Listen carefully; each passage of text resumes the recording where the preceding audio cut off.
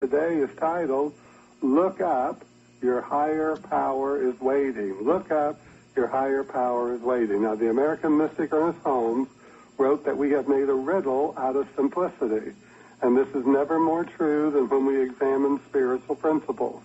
Every powerful spiritual principle is so simple that even a child can make use of them, and we can go even further to state that a child may even be more successful in their use of them because they have not learned to question their simplicity. Ernest Holmes tells us that to return to a sane simplicity is one of the first and foremost important things to do, and in this I fully agree with him. We each and every one of us must come back to the realization that God didn't make life complex.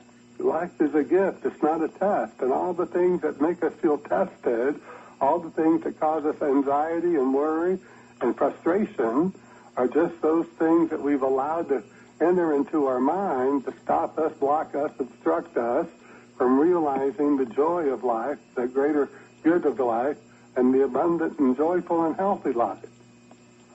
So many of us have spent countless hours and spent so much money trying to understand spiritual principles because we have believed that if it is so simple, then it must be too good to be true.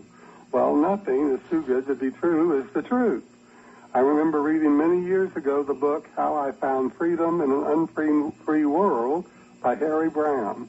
I didn't get much further than the first two chapters when I realized that the only unfree world is a creation of our own thoughts and beliefs about life. Freedom isn't complicated. It is simple, but most of us will not make the decisions necessary to live in freedom because we have allowed the idea of an unfree world to become impressed upon us to the degree that we believe it is the truth. Just like people will tell us that life is a test. It's not a test. It's a gift. Feel gifted. Feel gifted. Even when things appear to test us, realize that it's just that gift of God that we are going to strengthen our faith, and to realize that each and every one of us have that strength of faith within us, that power of faith, that power of God intelligence within us to move through whatever it is that we must move through to that greater joy and harmony and peace with life. And have the peace of mind, that peace that surpasses all understanding. Because when people see that our mind is at peace and we don't react to things in a negative way, they think, well, somebody has a peaceful mind. Somebody has a peaceful mind. So we've allowed the idea of an unfree world to become impressed upon us to the degree that we believe it is the truth, and we have done the same with the concepts of spiritual principles. We have believed that we don't have a strong enough faith, or we believe somehow we were lacking in our understanding. And these things are true for us if we believe them to be so. It's not the truth, but true enough that they bring a certain level of misery into our life experience. Now, Dr. Joseph Murphy, one of the great teachers of biblical concepts and spiritual principles, was the author and healer of the 20th century, gave us this suggestion to expect healing of whatever it is that we believe requires healing in our life. He says the first step in healing is not to be afraid of the manifest condition from this very moment. The first step in healing is not to be afraid of the manifest condition from this very moment. The second step is to realize that the condition is only the product of past thinking, which will have no more power to continue its existence. The third step is to mentally exalt the miraculous healing power of God within you. Now, this is written as simply as possible, but there is something more we can add to it, something simple yet powerful. And I will explain that with a testimonial that was sent to me by one of my subscribers to RevDates.tv. So let's go back and review these one more time. The first step in healing is not to be afraid of the manifest condition from this very moment. The second step is to realize that the condition is only the product of past thinking, which will have no more power to continue its existence. The third step is mentally to exhaust the miraculous healing power of God within you. So we look at these and we think, okay, this is very simple. This is very simple. but how do we affect it in our mind so that it becomes powerful in our mind? So I have this testimonial from one of my subscribers to RevDates.tv, and let's listen to these words. He wrote the following: I had always had an uncanny ability to write out what it is that I wanted to receive, and I would receive it in the right timing. However, I began to see a significant delay in receiving that which I was expecting and accepting for myself. I sent you a message asking what you would suggest that I do to resolve this delay in action. Your response to me was a suggestion that I begin to use my imagination, which is part of the nature of God created, incarnated within mankind. You further suggested that I follow the 3 steps of healing given to us by the great Dr. Joseph Murphy, but to modify the 3rd step by adding one simple change to it. This is how I merged your suggestion with the steps of healing from Dr. Murphy. First, I reminded myself that fear has no place in my consciousness, no fear of the condition, no fear of failure, and no fear of the future. Second, I accepted that the condition or circumstance was the product of past thinking and that these thoughts were now just so much dead energy with no power to sustain them. Third, I mentally exhausted the miraculous healing power, intelligence, and spirit of God within me, and to impress my consciousness with that which I chose to accept for myself, I looked up and away from the material world, held a steady gaze until my mind was perfectly still, and then I used my divine imagination to see things mentally the way in which I desired them to be, rather than the way in which they were made manifest. I used this suggestion of yours combined with the 3 steps of healing from Dr. Murphy for money, for a new and better quality car, and to move through a health issue, all successfully without delay. Now we look at this and we examine what's going on here, and we realize that what is happening here is no different than what happened with the mastermind Jesus. When the crowds were around Jesus, and all Jesus had to feed the crowds, and he knew that if he didn't feed them, they would all go away and they wouldn't listen. They wouldn't stay and listen, because so many people don't understand that our spiritual food is far more important than our material food, and that if our consciousness is hungry for truth, then we're going to suffer much more sometimes than we do if we're hungry in the physical, although we know that hunger is not necessary. But when Jesus had the 1 loaf and the 2 fishes to feed the multitudes, he looked up and away from the material, from the physical, from that which was happening in the world around him. So he looked up and realized that there's a power that can move through his recognition of it, through his faith in it, that can do the multiplication of that piecemeal of food that he had to feed the multitudes. And so he didn't look up to the sky to God, but looked up away from the evidence of lack and limitation to that which is abundant and that which is unlimited, and knew and recognized and identified that the power of God, the intelligence of God, and the Spirit of God, working through him, working through his faith, could create that which all the world has called a miracle. But in truth, it was just something that we don't fully understand yet. Maybe someday we will fully understand how this happened. But we know that we must look away from the condition. We must look away from whatever it is that disturbs our mind, look away from whatever it is that gives evidence of lack or limitation or failure or whatever it may be, poverty, lack of money, lack of health, whatever it may be. Look away from it. Hold that steady gaze until our mind is still. Be still and know that I am God. Be still and know that I am God. Just say that to yourself. Be still and know that God is working through us, as us, for us, and that God does God's perfect work. He will perfect those things that concern me. We must take that into our mind, and we must believe it, and we must realize it's the truth for us and the truth for everyone. I shall return to you the years the locusts have eaten. We read in the scriptures. What does that mean? I will return to you with joy and happiness and abundant life, joyful life, and a prosperous life. It's greater than all those years of worry and all those years of concern and all those years of living with lack and limitation, because we didn't have that greater realization that God gives to us freely and unobstructed. So let's go back to those words of the great Dr. Joseph Murphy, so we can learn how to be free in what is termed an unfree world. We want the freedom to live. We want the freedom to enjoy. We want the freedom to have hope and the freedom to plan for a future, plan for this day to be a better day, a greater day, a more wonderful day than anything that we've imagined for ourselves before. So Dr. Joseph Murphy gave us these words. He said, the first step in healing is not to be afraid of the manifest condition from this very moment. The second step is to realize that the condition is only the product of past thinking, which will have no more power to continue its existence.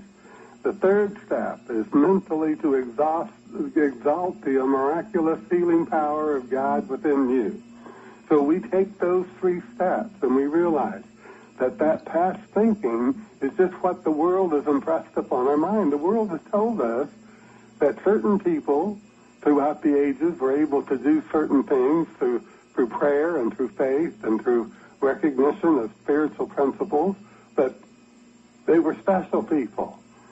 But Jesus tells us that these things I have done, and greater things still you can do than you have done, if you hold the faith, if you keep faith, if you do as I do, if you follow me, if you give the power of love, a recognition within your heart, your mind, and your soul, if you allow yourself to realize that God is one with God is a healing power, that as we recognize and identify that we're one with the Spirit, that God is created in us, incarnated within us, its very own image and likeness of intelligence and power and spirit, that each and every one of us can use that same power of intelligence and spirit that God has gifted us with to do and to be and to have whatever it is that brings us into that more abundant life. That's why Jesus said, I have come to tell you that you may have life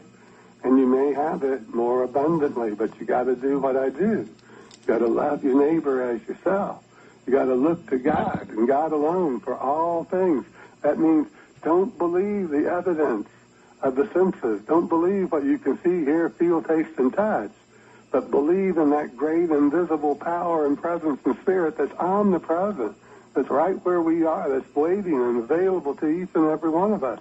Look up, because your higher power, God, is waiting for us to recognize God, to recognize the truth of God, to recognize that God is our source, that God is lovingly, givingly bringing forth into our life experience every idea necessary, all the guidance and direction necessary to do, to be, to have, whatever it is that will give us that more joyful life. The joyful life is the life that we want to live. The joy in living, the joy of being alive is the greatest gift we can imagine besides this gift of life itself. This thing called life is our greatest gift. We have been gifted with this opportunity to experience life on planet Earth in the physical, in the human, so that we can feel the warmth and the embrace of God as we go through our life, but to realize, too, that we can enjoy the material things and the physical things. There is no sin in wanting to be prosperous and wealthy. There is no sin in wanting to be healthy, even when all the people around us appear to be sick or appear to be believing that doctors are their source of their health. We can believe and we can know that God is my source of all things, my health, my happiness, my prosperity, my joy, whatever it is, my success, whatever it is, and start bringing that recognition and that identification with God's intelligence and God's spirit and God's power into our life in the most wonderful way. So once again, Dr. Joseph Murphy, one of the great teachers, authors, and healers of the 20th century, gave us this suggestion to effect healing of whatever it is that we believe requires healing in our life. I'm going to go through this again because I think these things are so very important for so very many of us. He writes, the first step in healing is not to be afraid of the manifest condition from this very moment.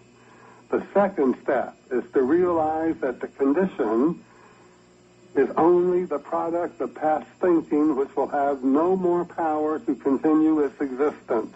The third step is mentally to exhaust the miraculous healing power of God within you. And as we learn from that testimonial from one of the subscribers to RevDates.tv, that we add something to it. We had to add another element to this healing steps that the great Dr. Murphy gave us. We evolved it, so to speak. We took it to the next step. But we really didn't do anything original because Jesus had already done it when he looked up and away from the loaf of bread and the 2 fishes to feed the multitudes and looked to God abundance, looked to God power, looked to God intelligence, looked to God's spirit to multiply those things to feed the multitudes. So let's go back to this testimonial, because when we realize that what one can do, all can do, and we realize with Jesus that we can do that greater thing still, that greater thing than we've ever done before, then we start having that faith and that confidence to look to God, to recognize God, to keep faith with God, and to know that God is responding to us by corresponding to that which we believe to be true for us. So this is from the testimonial. I had always had an uncanny ability to write out what it is that I wanted to receive, and I would receive it in the right timing. However, I began to see a significant delay in receiving that which I was accepting and expecting for myself. I sent you a message asking what you would suggest that I do to resolve this delaying action. Your response to me was a suggestion that I begin to use my imagination, which is part of the nature of God incarnated within mankind. You further suggested that I follow the 3 steps of healing given to us by the great Dr. Joseph Murphy, but to modify the 3rd step by adding one simple change to it. This is how I merged your suggestion with the steps of healing from Dr. Murphy. First, I reminded myself that fear has no place in my consciousness, no fear of the condition, no fear of failure, and no fear of the future. Second, I accepted that the condition or circumstance was the product of past thinking, and that these thoughts were now just so much dead energy with no power to sustain them. Third, I mentally exalted the miraculous healing power, intelligence, the Spirit of God within me, and to impress my consciousness with that which I chose to accept for myself, I looked up and away from the material world, held a steady gaze until my mind was perfectly still, and then I used my divine imagination to see things mentally the way in which I desired them to be, rather than the way in which they were made manifest. I used this suggestion of yours, combined with the 3 steps of healing from Dr. Murphy, for money, for a new and better quality car, and to move through a health issue, all successfully without delay. All successfully without delay. So what are we saying when we say look up and away? To hold that steady gaze, it means to be still.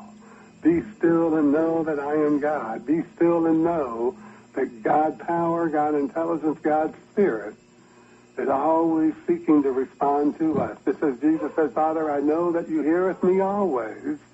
And what is the Father?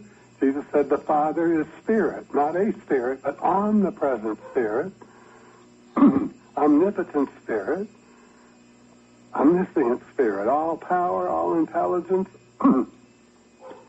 always present, always available, always seeking for us to recognize this power, to recognize this intelligence, and to recognize this spirit that's always seeking to bring forth through our mind, our heart, and our soul that greater idea, that greater manifestation of the good life, the joyful life, and the wonderful life. So we must understand there's nothing unusual about this testimonial that I received from this man, nor is it miraculous.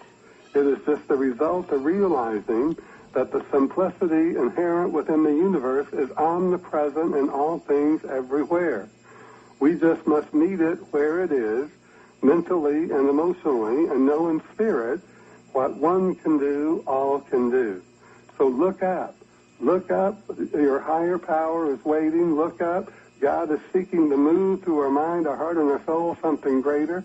Accept and know and believe and expect to realize the greater good, that greater thing still.